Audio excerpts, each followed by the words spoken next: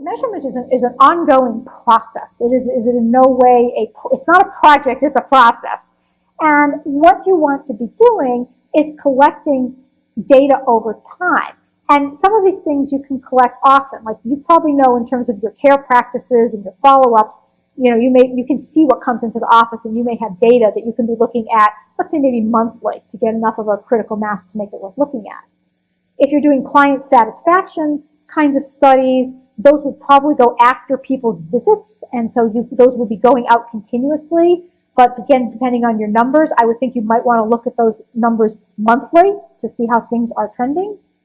If you're doing something special, let's say that you wanted to understand your client base, perhaps their knowledge about spay-neuter, their perceptions of spay-neuter.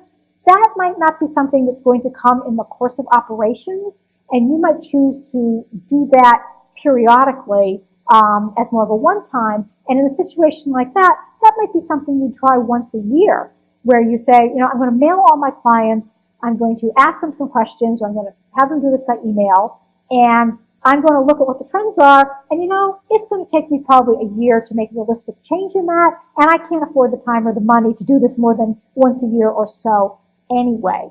So I would urge you to think about how frequently do you expect to see a meaningful change. If something isn't likely to change in the next 6 months to a year, you probably don't need to look at it monthly. That's extra effort you don't need. Whereas some of your other things where you can make quick changes, you can see the results and better your practice and better your animal care, those are the kinds of things you want to look at more frequently.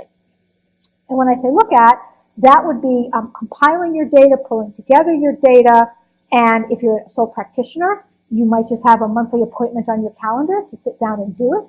If you're in a larger practice and you have meetings, you might bring one meeting a month, which is dedicated especially to looking at some of these numbers, some of these results, and planning to make adjustments.